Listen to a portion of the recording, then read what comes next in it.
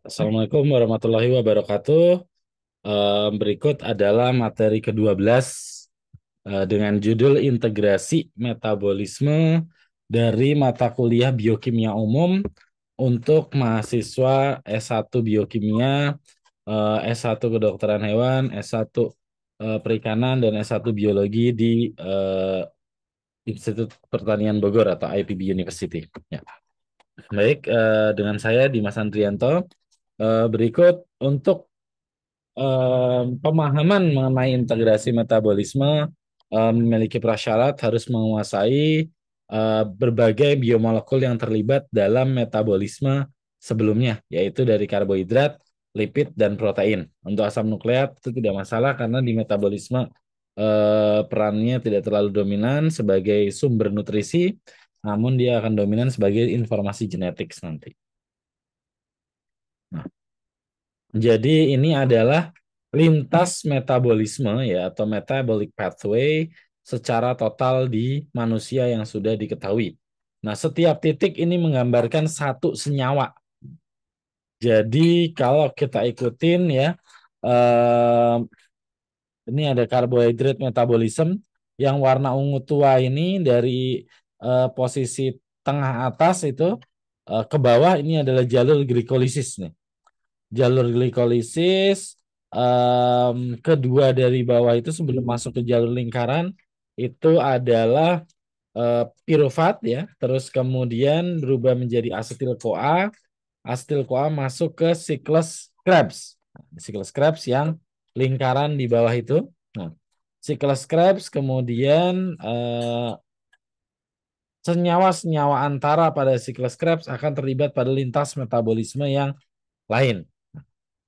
Kemudian dari sini juga karbohidrat itu ada yang ke kanan yang berputar ya, agak kotak bentuknya berputar ke kanan itu adalah lintas pentosa fosfat. Nah, ke atas itu ada glikogen ya, termasuk glikan biosintesis and metabolism ya, glikan ini ada beberapa di manusia. Kemudian ke kiri itu karbohidrat bisa menjadi supply dalam lipid metabolism ya. Jadi karbohidrat menjadi sumber untuk sintesis asam lemak yang nantinya akan menjadi lemak dan kolesterol.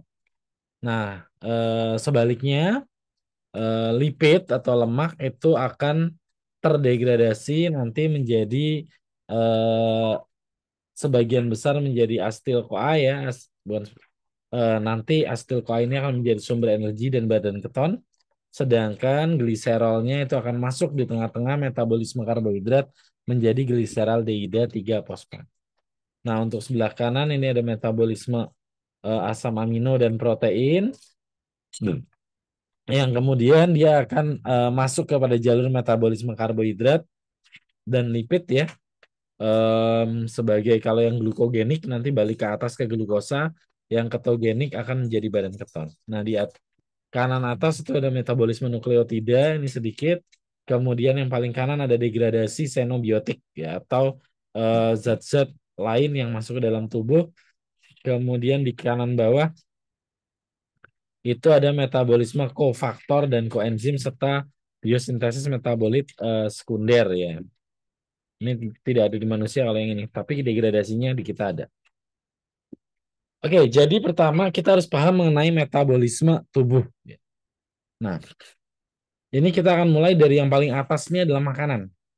Sumber nutrisi di makanan kita terbagi menjadi tiga, yaitu karbohidrat, lemak ya, atau minyak ya, lipid ya, secara umum lipid, dan protein. Nah, karbohidrat itu semua akan dikonversi menjadi glukosa. Yang nanti di dalam lintas metabolisme di sitoplasma menjadi glukosa 6 fosfat dan punya sebenarnya ada tiga ini, ada tiga pilihan jalur. Yang pertama glikolisis menjadi pirufat, yang kedua disimpan sebagai glikogen. Nah, yang ketiga itu masuk ke jalur pentosa fosfat diubah menjadi ribosa, tapi nggak banyak. Yang jadi ribosa nggak banyak, makanya nggak ditampilkan di sini. Dan ribosa itu tidak dominan dalam metabolisme energi. Kemudian pirufat punya dua jalur, yaitu yang pertama menjadi acetyl CoA, Yang kedua itu akan menjadi asam laktat pada kondisi defisiensi oksigen, misalnya pada olahraga berat atau pada jalur fermentasi. Nah, kemudian asetil-CoA itu akan masuk ke siklus Krebs ya atau siklus asam sitrat menghasilkan elektron berupa NADH dan FADH2 yang masuk ke rantai transport elektron diubah menjadi ATP. Nah, hasil dari rantai transport elektron itu adalah dia memanfaatkan O2 untuk diubah menjadi H2O. Ini panahnya kebalik ya. Nah, di sini kita bisa lihat bahwa rantai transport elektron itu mengkonsumsi O2. Oleh karena itu pada kondisi anaerob nggak ada O2, transfer elektron nggak jalan. Transfer elektron nggak jalan, siklus Krebs nggak jalan. Siklus Krebs nggak jalan, asetil-CoA nggak jalan. Akhirnya apa? Pirufat diubahnya jadi laktat gitu. Nah, oke, next untuk asetil-CoA ini kalau kelebihan dia akan masuk ke jalur lipogenesis atau sintesis asam lemak dan diubah menjadi lemak. Oke, selesai. Nah, bagaimana dengan lemak yang kita makan? Ya, lemak-lemak yang kita makan akan dipecah menjadi asam lemak dan gliserol. Nah, gliserol itu minor ya, makanya di sini panahnya nggak ada. Asam lemaknya ini menjadi sumber energi yang besar dan akan menjalani jalur beta oksidasi menjadi asetil-CoA dan seterusnya. Nah, bagaimana dengan protein pada makanan kita? Nah, protein itu punya sisi yang penting dibandingkan karbohidrat dan lipid, di mana dia mengandung nitrogen. Dan kita tidak bisa mensintesis, membuat nitrogen anorganik menjadi nitrogen organik dalam bentuk asam amino dalam tubuh kita. Oleh karena itu, akan nitrogen dikumpulkan dalam namanya pool, atau bukan cadangan ya, atau suatu bentuk nitrogen untuk menjaga kesetimbangan nitrogen dalam tubuh. Nah, pool nitrogen ini punya tujuan utama untuk mensupport sintesis protein pada jaringan.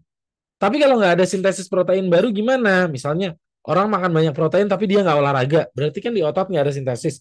Terus dia nggak belajar, dia nggak mikir, di otak nggak ada sintesis. Ya udah selesai. Protein itu akan dibuang atau diubah menjadi energi. Dalam bentuk apa? Pertama nitrogennya dicopot. Nah, nitrogen ini akan masuk ke siklus urea, ya, digabung dengan CO2 yang memang CO2 itu akan dibuang menjadi yang namanya urea. Nah, ini punya irisan dengan siklus asam sitrat. Jadi kedua siklus ini disebutnya siklus Krebs. Kalau siklus asam sitrat disebutnya siklus Krebs, kalau siklus urea disebutnya siklus Krebs-Henseleit. Itu nama yang menemukan. Nah, kemudian sisa rantai karbonnya gimana setelah nitrogennya diambil? Rantai karbonnya itu ada beberapa jalur. Yang pertama, kalau dia masuk ke pirufat, ini namanya adalah asam amino glukogenik, di mana dia akan berubah menjadi glukosa. Tapi kalau dia masuk ke saat asetil-CoA atau siklus asam sitrat, maka dia akan menjadi asam-asam amino ketogenik yang akan diubah menjadi badan keton. Nah, anyway, protein dalam jumlah besar itu akan diubah menjadi glikogen, jadi glukosa, jadi sebenarnya rugi ya. Atau diubah menjadi lemak. Kalau glukosanya cukup, ya pirufat ini jadi asetil-CoA jadi lemak juga. Jadi kalau makan banyak protein, ya harus kerja. Gitu ya, harus olahraga, harus berpikir, sehingga proteinnya tidak mubazir. Oke. Ya, jadi metabolisme pada jaringan. Nah, beberapa jaringan tubuh dari manusia itu memiliki fungsi tertentu sesuai dengan anatomi dan aktivitas metabolismenya. Ya, misalnya saja otak, sel darah merah, jaringan adiposa, jaringan otot, hati, dan jantung. Ini adalah beberapa organ yang penting dengan metabolisme yang berbeda di antaranya. Organ-organ yang lain juga penting, tetapi biasanya metabolismenya mirip dengan yang tadi sudah saya sebutkan. Baik, saya akan mulai ya dari jalur aja. Jadi kalau sesuatu makanan, nutrisi masuk ke dalam tubuh kita, ya pertama dia akan bersentuhan dengan sistem pencernaan. Nah, di sini nutrisi itu posisinya masih di luar tubuh kita, karena kita adalah hewan berongga ya. Nah, setelah itu makanan akan masuk di usus, pindah dia dari rongga usus masuk ke darah. Nah, di sini baru makanan ini tanda kutip masuk ke dalam tubuh kita. Jadi dia akan pertama bertemu dengan sel darah merah. Nah, sel darah merah ini adalah sel khusus yang hanya bisa mengkonsumsi glukosa untuk hidupnya. Jadi sel darah merah nggak bisa mengkonsumsi yang lain. Energi untuk kehidupan dari sel darah merah secara eksklusif, baik pada kondisi makan, postprandial, ataupun pada kondisi puasa, selalu disuplai dari glukosa. Jadi bagaimana kalau orang dalam kondisi antara makan? Nah, pada kondisi antara makan kita nggak punya glukosa. Kita bukan panda yang makan terus, panda kan makan terus ya. Jadi glukosanya ketahan terus. Tapi manusia itu jangan seperti panda. Kita punya waktu makan, kita punya waktu bekerja. Nah, di antara makan, misalnya antara jam 8 sampai jam 12 tuh, jam 10 puncaknya, itu terjadi degradasi glikogen, katabolisme glikogen. Glikogen akan dipecah menjadi glukosa. Nah, salah satunya glukosa ini mempertahankan glukosa darah, yaitu memberi makan sel darah merah. Bagaimana dengan kondisi puasa? Ya dari 6 jam sampai 18 jam. Pada kondisi puasa, glikogen udah habis, selesai. Sekarang pindah, sumber energi pindah ke lemak. Nah, lemak itu punya dua komponen, asam lemak dan gliserol. Energi sel kita, tubuh kita sebagian besar akan disuplai dari asam lemak. Sedangkan untuk sumber gula darah itu akan diambilkan dari gliserol. Gliserol diubah menjadi gliseraldehyde 3 fosfat dan melalui gluconeogenesis dia akan diubah menjadi glukosa. Itu ya. Nah, pada kondisi kelaparan gimana? Pada kondisi kelaparan, asam aminoglukogenik lah yang bertanggung jawab untuk menahan kadar glukosa darah tetap pada level normal. Itu habis itu di darah ya. Nah, pertama setelah lewat darah, makanan akan dibawa ke hati. Nah, hati kenapa harus ke hati? Karena hati punya fungsi yang sangat penting yaitu fungsi detoksifikasi atau menawarkan racun. Nah, hati akan menseleksi ini racun, ini bukan, ini racun, ini bukan. Nah, jadi akan masuk hati ini, liver, liver. Ini kalau bicara hati ini agak susah ya. Kalau bahasa Inggris itu liver ya hati. Tapi kalau bahasa Indonesia heart, hati. Nah ini ya ini liver ya, liver ya. Ini bukan heart ya, tapi liver.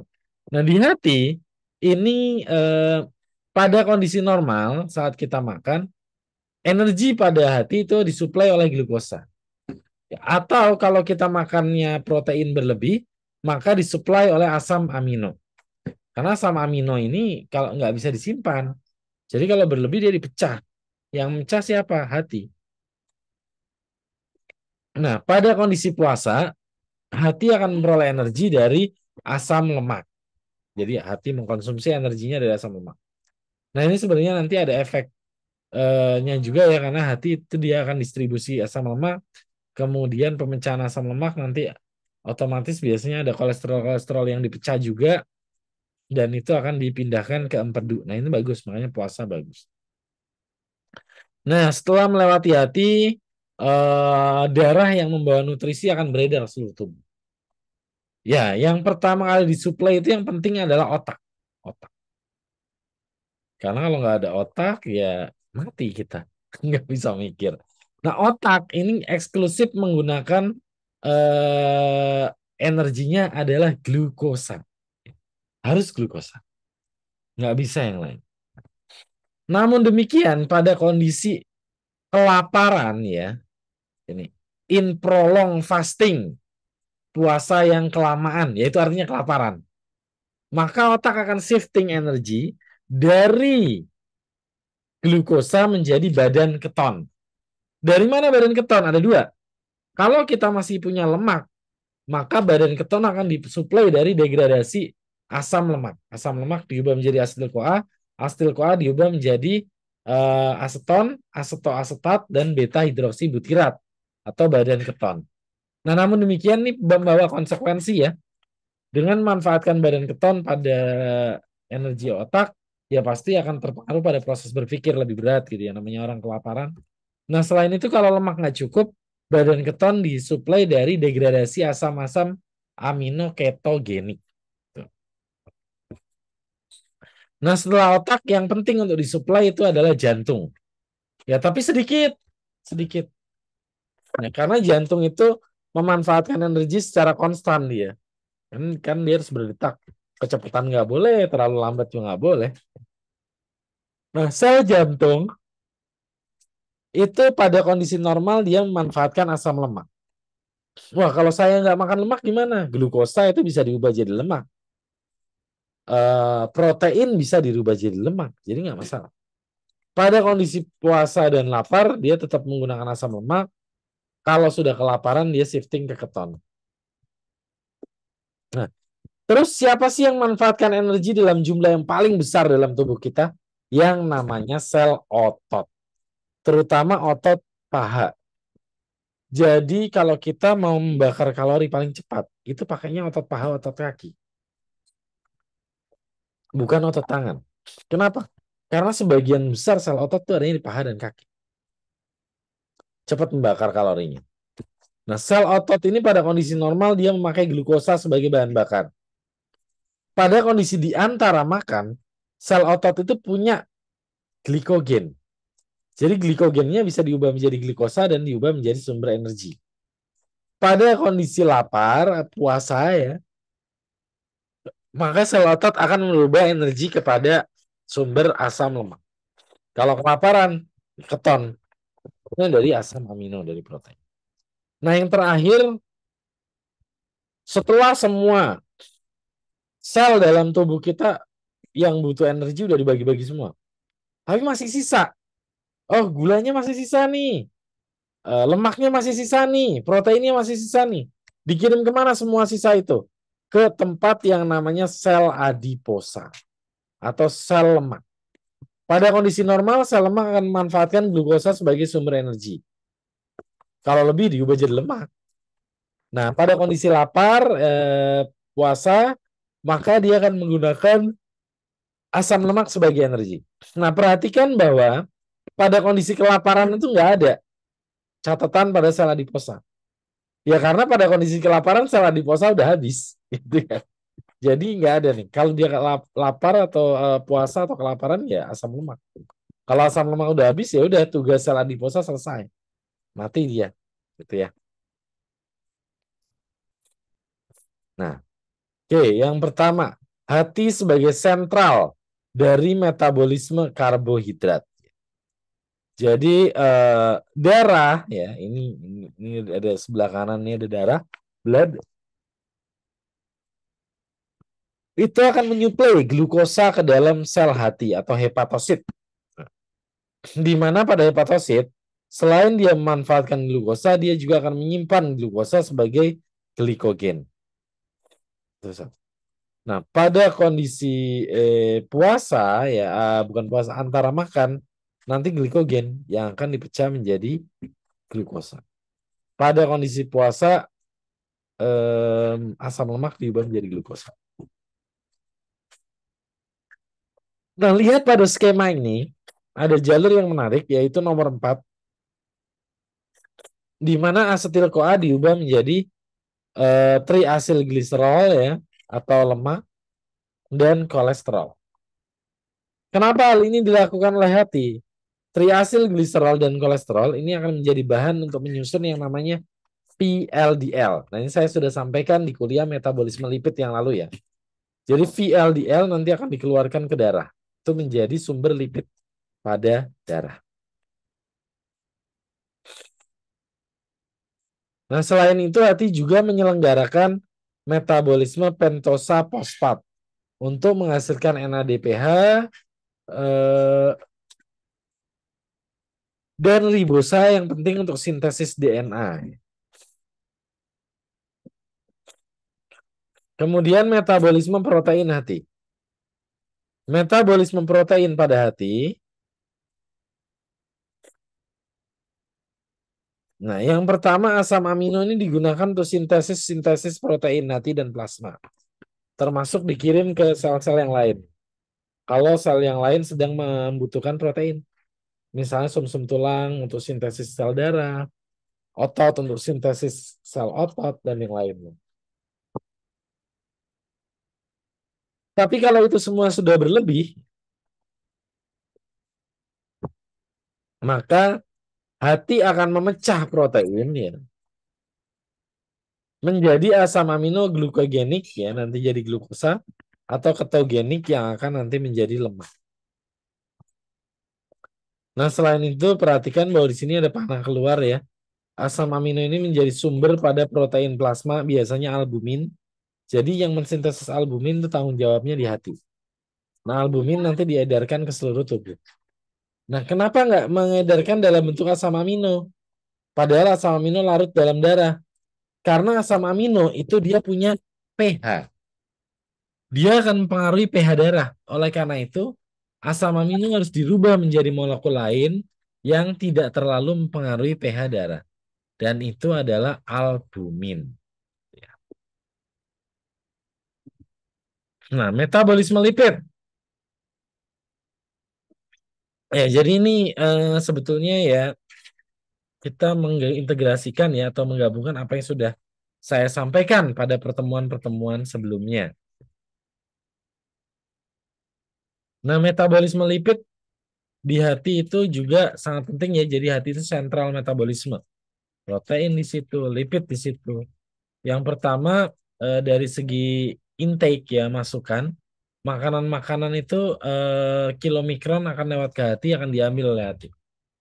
Nah, nanti dipakai untuk sintesis lemak ataupun kolesterol pada hati. Nah, di sini lemak-lemak ini dan kolesterol akan dikirim ke darah dalam bentuk VLDL dari hati, keluar tuh dari hati. Nah, selain itu, pada kondisi puasa dan kelaparan, hati akan membantu jalur beta oksidasi atau degradasi energi dari asam lemak. Jadi kalau di adiposa aja nggak keburu. Jadi si adiposa ini, kalau kita puasa atau kalau puasa atau awal dari kelaparan, adiposa akan melepaskan asam lemak ke dalam darah, tapi nggak larut asam lemak di darah ya. Kalau nah itu nanti akan dibantu dibawa oleh albumin namanya. Nah, albumin akan bawa asam lemak dari sel adiposa ke hati. Tapi di adiposa sendiri juga ada degradasi sebagai sumber energi, tapi nggak bisa keburu. Nah, oleh karena itu di hati. Nah, di hati asam lemak tadi akan diubah menjadi badan keton. Nah, keton ini dikirim lagi ke seluruh tubuh, digunakan untuk energi jaringan-jaringan atau sel yang lain. Sedangkan gliserol dari degradasi lemak di adiposa itu disuplai menjadi glukosa. Kayak gitu ya. Nah, jadi hati akan melepaskan badan keton ke darah.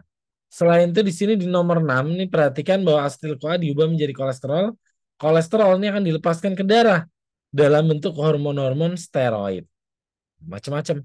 Hormon seks, growth hormone, dan yang lain. Dan sebagian kolesterol akan diubah menjadi bile salts atau garam pedu. Nah, garam pedu ini adalah salah satu pengeluaran kolesterol dari dalam tubuh. Jadi waste-nya dari garam pedu. Nah, jadi ini jalur ini penting banget nih kolesterol jadi garam pedu. Karena kalau jalur itu nggak ada, kita gampang sekali kena aterosklerosis, kolesterol tinggi, jantung koroner, dan macam-macam. Dengan ada jalur ini kolesterol keluar dari tubuh. Nah, tapi garam pedu juga nggak sembarang keluar. Pengeluarannya dia dipicu oleh makan, makanya makan kita harus teratur. Kalau nggak teratur ngendap dia. Nah, kalau ngendap nanti berpotensi menjadi yang namanya batu empedu. Sudah saya jelaskan di pertemuan metabolisme lipid, nanti dilihat lagi. Nah, kemudian, nah,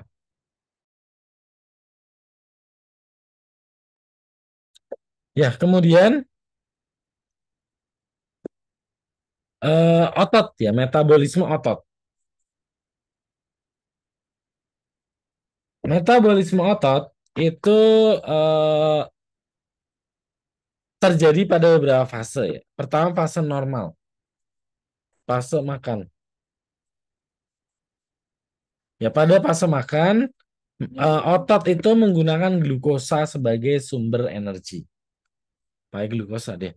Nah, pada fase antara makan dan olahraga heavy activity, otot akan menggunakan glikogen sebagai sumber energi. Nah, tempat menyimpan glikogen ini bergantung kepada ukuran sel otot. Nah, kalau kayak saya nih, yang malas olahraga nih, glikogennya dikit nih. Jadi kalau olahraga cukup capek nanti. Tapi kalau atlet-atlet ya yang sering olahraga, makin sering olahraga, maka sel ototnya membesar. Sel ototnya membesar, kapasitas glikogennya meningkat. Sehingga dia akan mampu berolahraga lebih berat. Glikogen yang dipecah secara simultan dalam rangka menghasilkan banyak energi, ya, biasanya nggak kekejar dengan suplai oksigen dari darah. Karena paru-paru kan ada maksimalnya ya. Udah maksimal paru-parunya tapi otot masih minta energi terus. Makanya nanti otot akan kehabisan oksigen.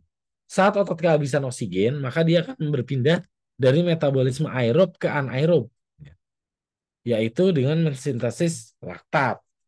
Kalau aerob pada kondisi normal, otot melepaskannya CO2.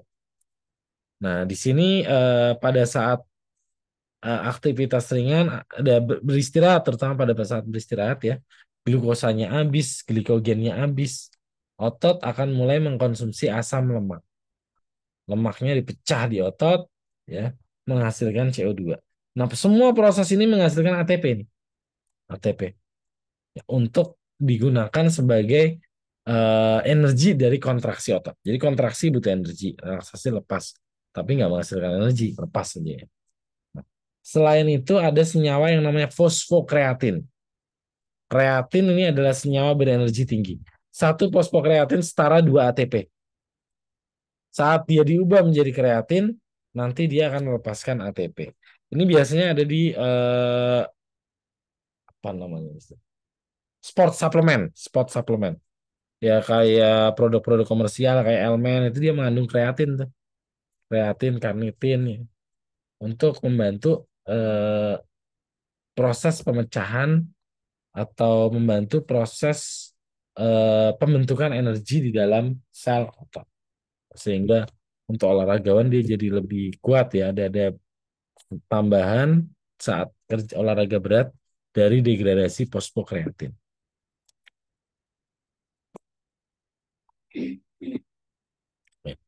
Nah, kemudian ini kaitan antara metabolisme hati ya, ini bukan hari ini. Hati dan otot ya. Jadi eh, hati dan otot memiliki kaitan yang sangat erat ya. Di mana pada otot di saat berolahraga berat dia akan menghasilkan dia tidak cukup menghasilkan CO2 masuk lewat siklus Krebs. Saat oksigen habis, dia harus shifting metabolisme kepada laktat untuk produksi ATP secara cepat. Karena jalurnya kan lebih pendek ya dibandingkan dia harus ke siklus Krebs, transfer elektron panjang banget. Nah, kalau dari laktat kan dari pirufat jadi laktat lebih pendek. Jadi generate ATP-nya bisa lebih cepat. Nah, tapi nanti akan terjadi akumulasi laktat di otot. Akumulasi laktat ini akan menurunkan pH otot, pH darah. Oleh karena itu, setelah olahraga berat, kita akan merasa pegal. Itu terjadi karena penurunan pH di otot. Nah, nanti dikasih tuh asam salisilat. Nah, asam salisilat bisa menggeser kesetimbangan dari asam laktat ke laktat. Sehingga sedikit membantu menghilangkan rasa pegal di otot. Nah, kemudian laktat ini akan pada saat kita istirahat ya, laktat dikirimkan dari otot ke hati. Di hati laktat akan masuk ke gluconeogenesis. Jadi gluconeogenesis ini eksklusif di hati.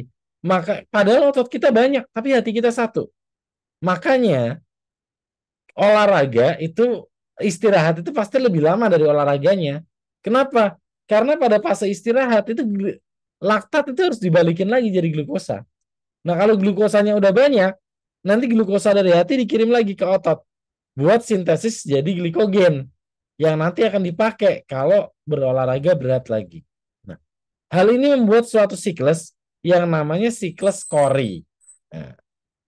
Nah, tapi siklus Cori ini punya batasan ya. Apa batasannya? Yaitu pengiriman laktat di darah. Nah, yang jadi masalah laktat itu tadi saya sudah sampaikan di asam. Jadi dia bisa menurunkan pH darah. Nah, ini bahaya buat sel darah merah. Karena itu kalau laktatnya udah terlalu banyak, maka laktat ini nanti akan diubah ya. Pirufat tidak diubah jadi laktat, tapi pirufat diubah menjadi alanin. Nah, alanin dikirim ke hati. Di hati alanin diubah menjadi glukosa. Balik lagi jadi glikogen di otot. Nah, gitu. Nah, jadi siklus lengkapnya itu namanya siklus Cori alanin. Kalau alanin itu tidak mempengaruhi pH darah karena dia punya gugus asam dan punya gugus basa sebagai suatu asam amino.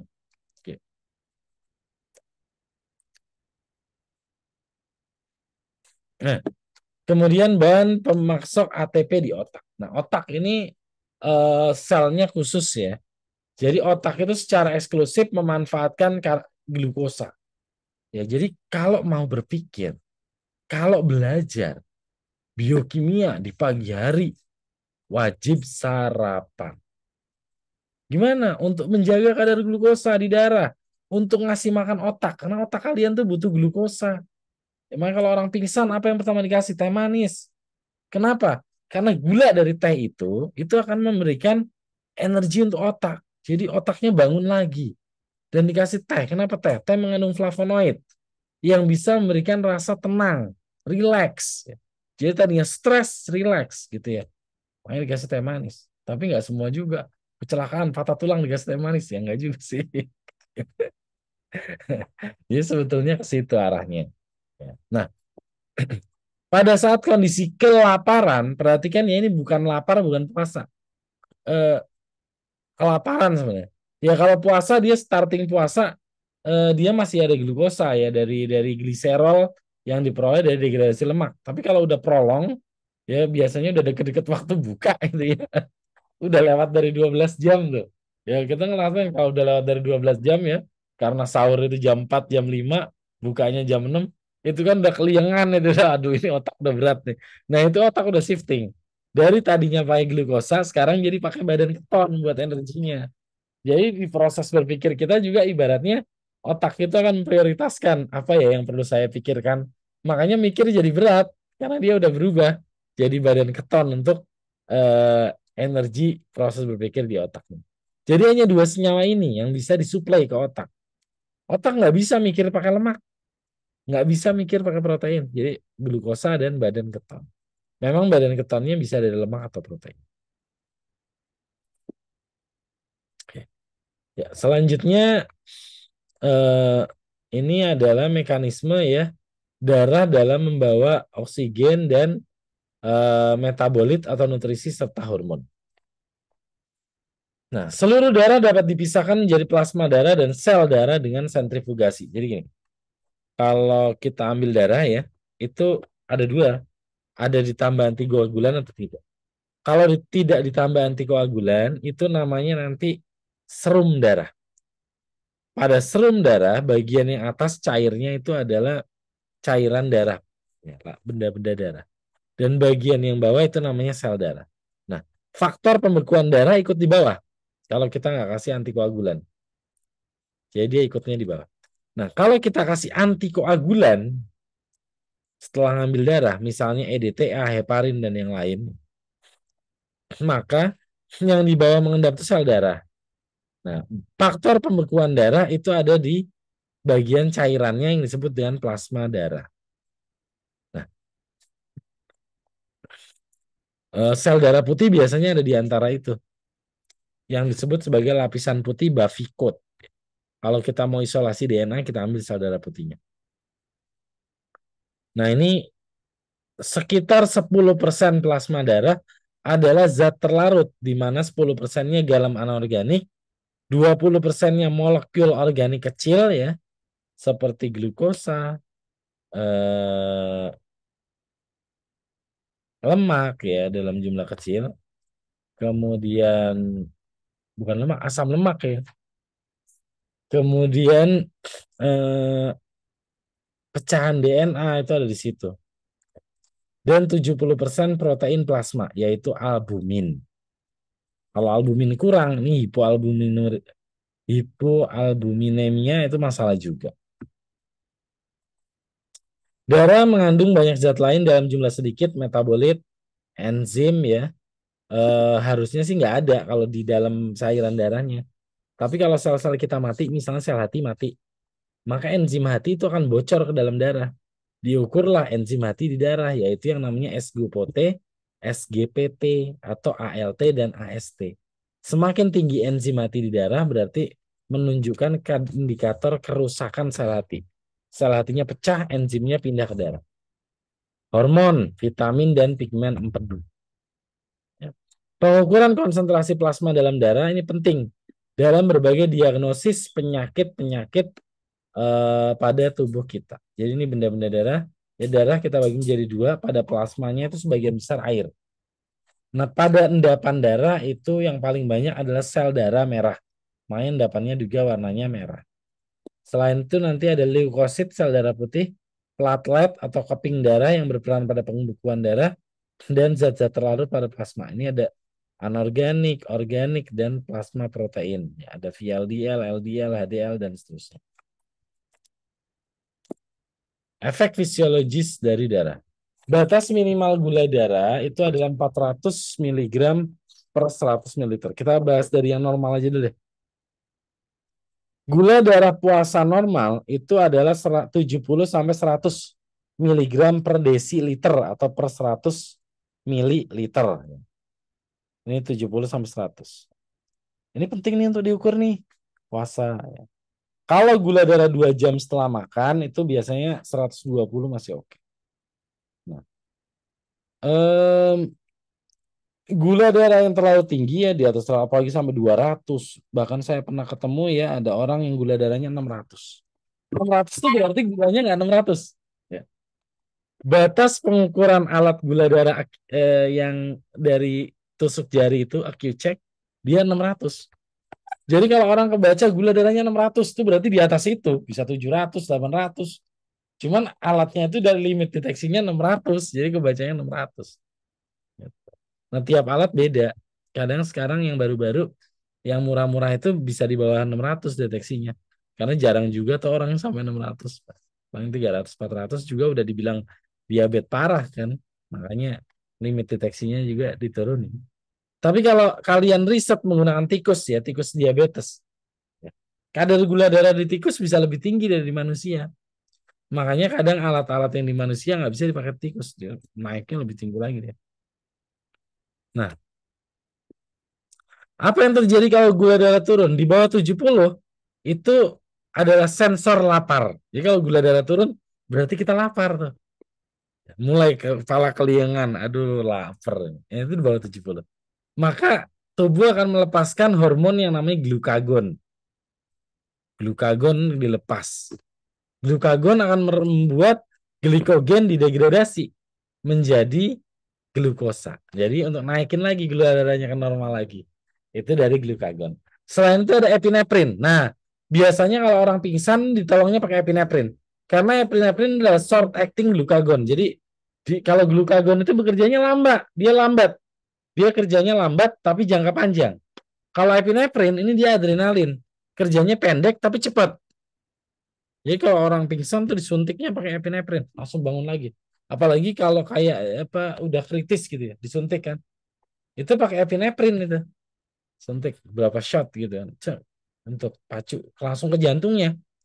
Disuntiknya langsung ke jantung. Cek, epinefrin. Buat dia bangun kan. Dipaksa glikogennya dipecah menjadi glukosa. Paksa dengan epinefrin. Kortisol ya. Kortisol, keringat, apa ini lepas ya artinya kalau kita gula darah turun maka kita melepaskan kortisol, berkeringat, apa namanya gemetar gitu itu gula darah turun. Ini udah parah banget kalau udah sampai kayak gini sih. Nah, di bawah 40 itu akan terjadi koma, pingsan, convulsion. Di bawah 10 permanen brain damage, mati. Orang otaknya rusak ya udah meninggal lah kalau di bawah 10. Nah, makanya ini apalagi sekarang ya, ini lagi suasana perang ya, perang ya. Jadi apa namanya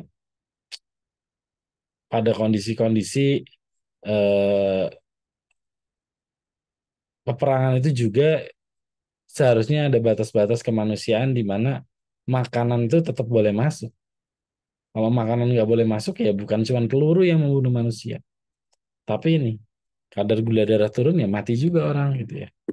Jadi itu eh, dan yang terancam paling awal itu adalah anak-anak. Karena anak-anak kan sedang masa pertumbuhan. Ya mungkin anak-anak makannya misalnya nggak banyak, tapi dia harus rutin. Begitu itu nggak terpenuhi mati. Meskipun dia nggak meninggal misalnya, tetapi akan ada ini brain damage. Jadi ke depannya nanti anak-anaknya bisa bisa terjadi permasalahan kepada otakmu. Jadi itu membunuh suatu bangsa secara pelan-pelan. Oke. Ya, next. Kenyang dan lapar pengaruhi metabolisme. Jadi kasus pada kenyang dan lapar ini pengaruhi metabolisme misalnya ya.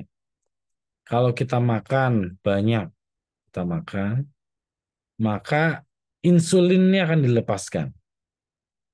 Insulin akan mempengaruhi otak, adiposa, otot ya. Jadi menjadi sensor. Oi, udah makan nih, gitu. Nah, pankreas akan melepaskan enzim.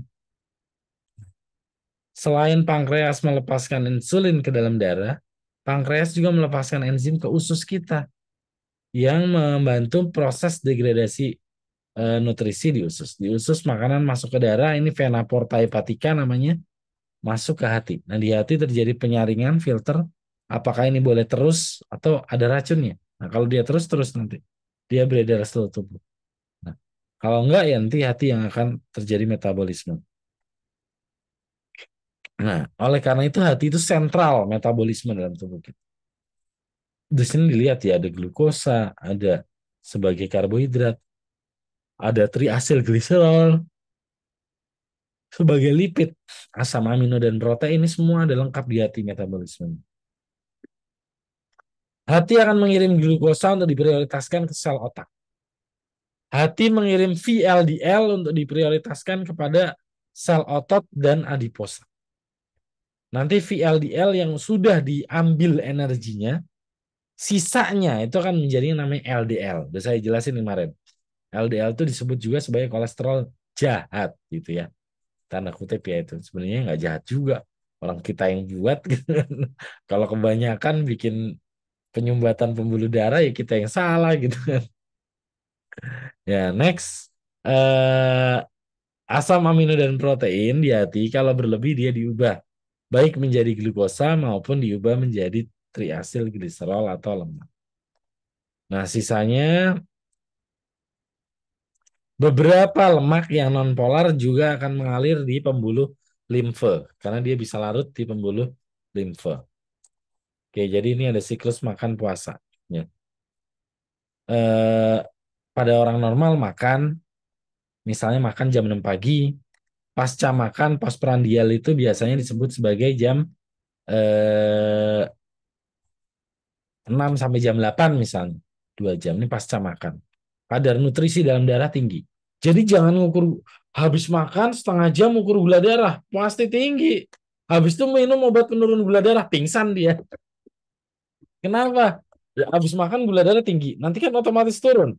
Dia minum obat penurun gula darah, turun lagi di bawah normal, pingsan. Pernah ada kejadian kayak gitu? Pernah. Orang nggak tahu.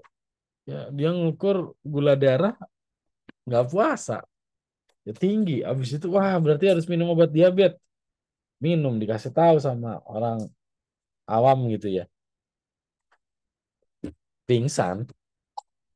Nah, setelah pasca makan atau postprandial, bukan prandial, ini prandial harus. Pasca serap atau post absorpsi. Kalau kita bilangnya antara makan. Jadi jam 8 sampai jam 12 lah. Nah, post absorpsi ini punya peran yang sangat penting adalah glikogen. Sumber energi dalam tubuh kita dijaga oleh glikogen. Kalau glikogennya tidak bisa dipecah, pingsan orang. Contohnya gimana? Ada orang yang tidak pernah latihan puasa, tidak pernah latihan menahan lapar sedikit saja. Nah, oleh karena itu begitu dia kelaparan dikit, pingsan dia langsung.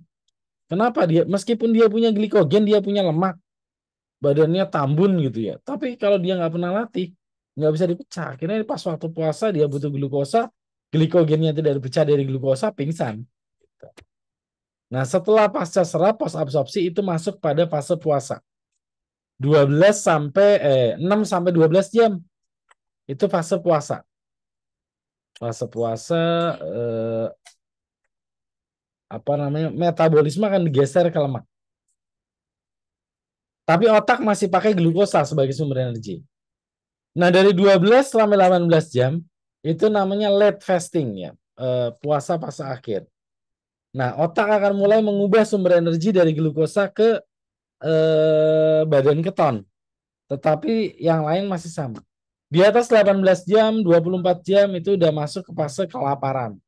Yang dipakai sebagai energi bukan lagi lemak atau glikogen, tetapi adalah protein-protein dalam tubuh didegradasi sebagai sumber energi. Dan ini sangat berbahaya ya, karena ini akan membuat protein kita jadi defisiensi. Apa tujuan utamanya? Menjaga homeostasis keseimbangan gula di dalam darah. Ini regulasi metabolisme kenyang. Jadi apa yang terjadi kalau kita kenyang? Pada saat kenyang, ini sekresi insulin meningkat.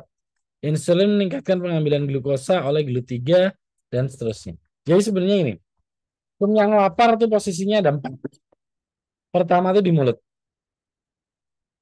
Kalau ada amilase berarti kita lapar. Karena ada percobaan tuh yang ukur aktivitas amilase ya untuk terhadap degradasi pati, pakai uji Yod sama uji Benedict misalnya. Itu hasilnya akan bagus kalau percobaannya siang-siang, jam 12 gitu. Itu bagus hasilnya. Jam 11 lah. Jam 11, jam 12 tapi belum makan, bagus hasilnya. Karena amilase lagi banyak nih. Nah, nanti kalau udah selesai makan amilase turun, berarti udah kenyang tuh. Nah, yang kedua itu adalah lambung. Kalau ada asam lambung berarti kita lapar. Kalau nggak ada berarti kita kenyang. Yang ketiga adalah gula darah. Begitu kita makan gula darah naik, berarti kita kenyang. Kalau udah lapar, turun di bawah 70, lapar. Gula darah turun tuh lapar, pusing, lapar nggak bisa fokus ya. Dan pengen marah-marah jadi. Nah, yang terakhir itu adalah otak ya yang mengontrol semua itu. Jadi kenyang lapar dikendalikan oleh 4 organ itu sebenarnya. Nah, regulasi metabolisme kenyang. Apa yang terjadi pada saat kenyang? Pada saat kenyang itu insulin meningkat. Nah, glukosa itu akan masuk dari darah ke dalam sel. Nah, di sel itu akan terjadi polarisasi sehingga eh, ini menghambat ekskresi kalium ya, kalsium masuk. Kalsium itu digunakan untuk kontraksi sel. Jadi kita punya energi dari untuk kontraksi sel. Dan ini pada kondisi normal kontraksi, tapi di pankreas ini akan direspon sebagai pelepasan insulin dari pankreas. Nah, selanjutnya regulasi metabolisme awal puasa. Nah, pada saat awal puasa, tadi ini saya udah singgung nih ya. Pada saat awal puasa, energi kalau glikogen udah habis, maka dia akan pindah tuh. Jadi pas awal puasa glikogen masih ada tuh. Terus dia pelan-pelan akan pindah ke pemanfaatan lemak sebagai energi.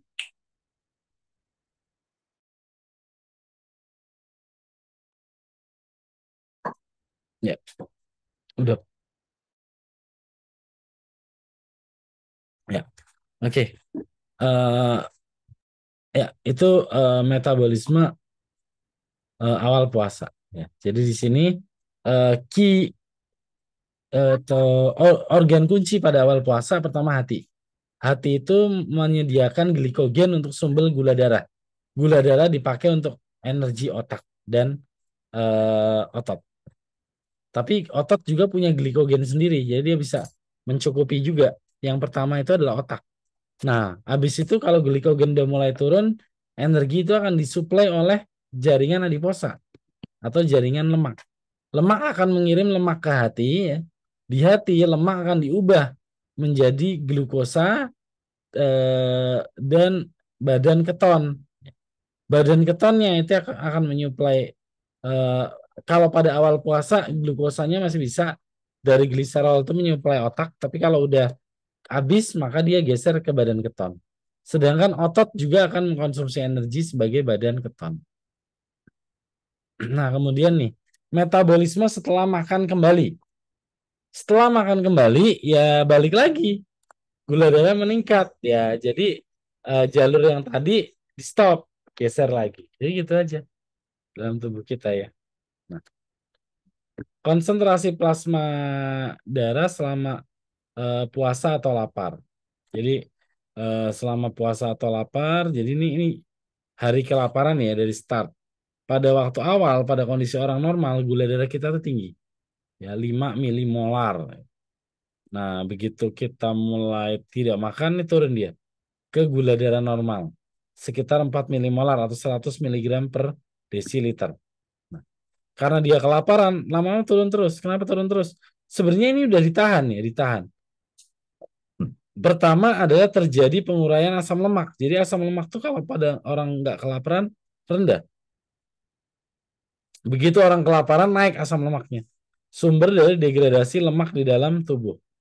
Nah, asam lemaknya naik, gula darahnya tetap ketahan terus, ya ketahan terus. Tapi lama-lama asam lemaknya juga habis gliserolnya. Nah, begitu habis, gula darahnya drop ini. Perhatikan ya, drop. Tapi dia akan tetap ditahan. Nah, di sini ini nahannya udah pakai protein ini. Udah nahannya udah pakai protein kalau udah di hari ke-30 nih kelaparan. Kelaparan itu artinya dia bukan nggak makan, nggak minum ya. Tapi tidak makan tidak mencukupi kalorinya. Misalnya kalorinya 2000, dia hanya makan cuma 500 kalori. 1000 kalori itu kelaparan. Dan kelaparan ini nggak melulu kepada orang-orang yang kesulitan. Kadang ada kondisi misalnya kayak anoreksia gitu ya. Diet yang berlebihan itu bisa jadi kelaparan nanti. Sindromnya sindrom kelaparan. Ya. Nah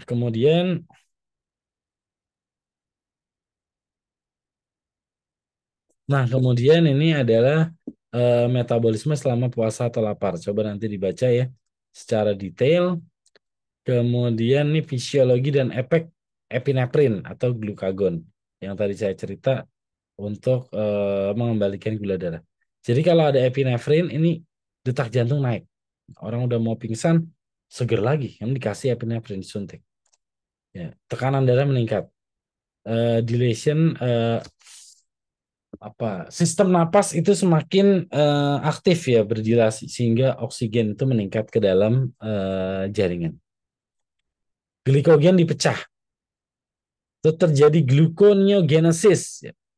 Baik dari gliserol maupun dari asam amino diubah menjadi glukosa. Glikolisis juga meningkat. Jadi aneh nih. Gluconeogenesis naik, glikolisis juga naik. Kenapa? Agar terjadi produksi ATP. Tapi glikolisisnya di otot, kalau gluconeogenesisnya di hati. Ini beda tempat. Nah, metabolisme asam lemak naik. Glukagon naik, insulin turun. Nah, ini homeostasis metabolisme. Pusatnya adalah darah. Ya. Baik, itu semua yang bisa saya sampaikan untuk materi integrasi metabolisme. Untuk pertanyaan, silakan bisa dicantumkan di kolom chat dari eh, video YouTube ini. Kemudian boleh juga langsung disampaikan pada grup WA. Demikian saya tutup pertemuan ini. Wassalamualaikum warahmatullahi wabarakatuh.